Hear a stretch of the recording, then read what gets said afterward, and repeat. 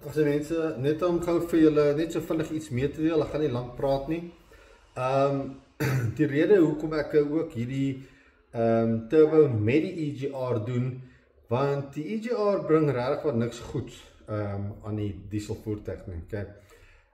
Ek gaan prentjies inlas, kom ons sê wel aan hierdie kant. Sal ek prentjies inlas op net vir julle te wys na 'n paar kilos ook nie, is regtig al so baie nie.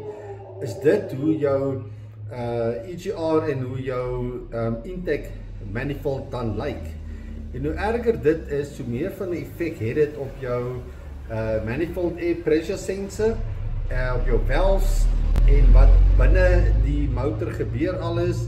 Al daai stert gaan en dis hoekom jou CAT en jou DPF ook nie baie lank hou nie, want al daai nonsens word gerecycle, dit bou op, dit raak erger. Party van die goed kom los, party van die goed kom nie los nie, en dis hoekom jou CATs en jou DPF's nie hou nie. So dis regtig vir baie ongesond. Maar omrede ek my dinge op die GWM jy so doen, is juis om nie warranty te void nie. So dan veilig kom jy weer in nie.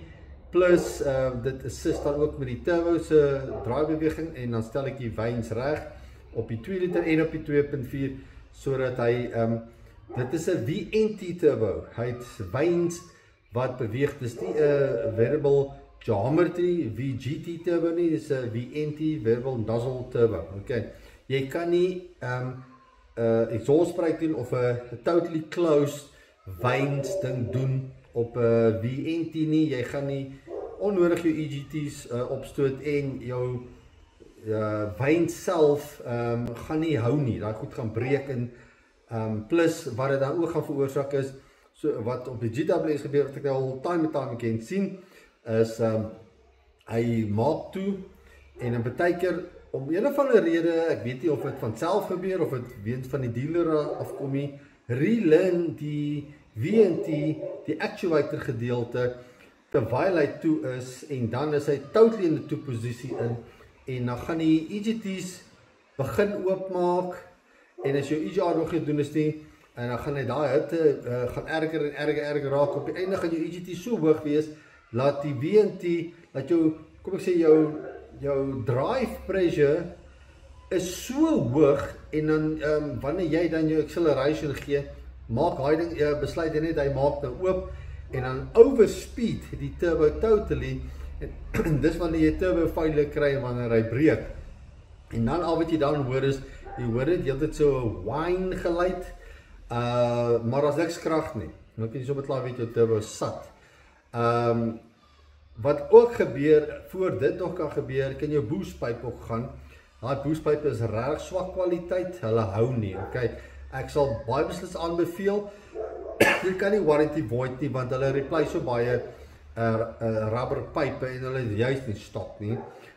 Jy doen 'n stainless steel solid boostpipe. Dit eliminate turbo lag ook. Dit create 'n meer steady van airflow uit die turbo uit. En jy het nie nooit weer 'n issue van rubberpype wat kan gaan of kan breek en so voort sê. En jy het 'n baie meer, soos ek sê, konstante airflow wat jy heeltyd het. So daar's net voordele daarin. As jy 'n downpipe wil doen en jy het nie sensors op jou exhaust system nie, hulle kan nie warranty void nie, want daar is geen sensor op die system wat 'n feedback moet gee terug na die ECU, wat die ECU kan die mekaar maak nie. So dit kan nog geen skade doen nie. As die gasse uit is dit uit. As daar nie 'n sensor is wat ek kan lees nie, as die gasse uit is dit uit.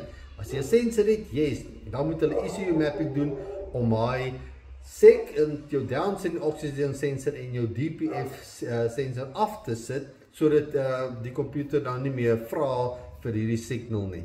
Maar dan logies kan hulle sien, jy het gepeter. Okay. Dan as hulle nasty wil wees en daar is dalk probleme, kan hulle na dit toe refer en sê warranty void. Okay. Alhoewel dit nie die warranty of enige skade sal doen as jy downpipe doen en jy sit nie die sensors af nie, dit sal nie skade doen, want jou hoof upstream oxygen sensor is nog steeds daar om 'n air-fuel ratio te gee. Het is eintlik 'n baie stupid ding om 'n oxygen sensor op 'n diesel te sit.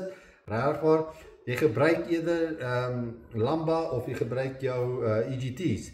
gee vir jou baie beter readings as air-fuel ratio. Air-fuel ratio op petrol maak sin, op 'n diesel maak nie regtig wat sin nie. Jy sal landbou gebruik of jy sal jou EGT's gebruik. Landbou is eintlik baie beter, maar jy kan EGT's gebruik. Dis net 'n meer sinvolle benadering om te gebruik om jou afterburn te kyk hoe was jou mixer gewees. Want dan net op diesel, jy kan nie lean hardloop nie. Jy kan te reach hardloop en smoke is nie 'n probleem nie. Okay.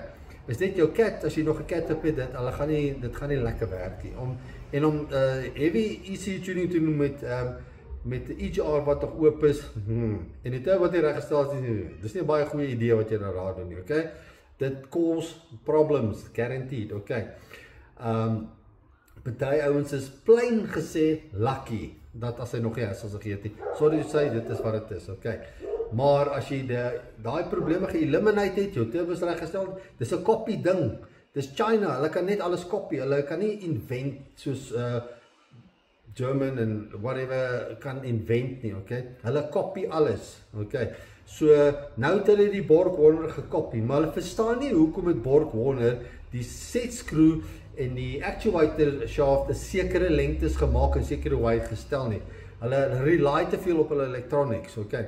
So dis hoekom ek die turbos regstel soos Borg Warner. Ek het al met Borg Warner gepraat en ek is 'n certified garage tegnikus, ook turbo tegnikus, en ek het al met hulle gepraat en ons weet hulle het my al verduidelik hoekom, waarom op 'n VNT moet dit op 'n sekere wy gestel word. Daar sekere parameters waar jy kan werk vir sekere effects. So ja, maar om met China dit nie doen nie, daar's nie een China voertuig wat gestel is nie, okay. Omdat hulle dit gedoen het, yes, dis hoekom daar soveel hassles is. En hitte terug op 'n motor veroorsaak nog ekstra hassles, okay. So ek hoop julle vat dit ernstig op, hierdie EGR wat ek doen en die turbo wat ek stel, dit is net vir julle eie voordeel. Laat julle turbo hou, laat julle motors hou, dat daar nie weer hassles kan kom daarvan nie, okay.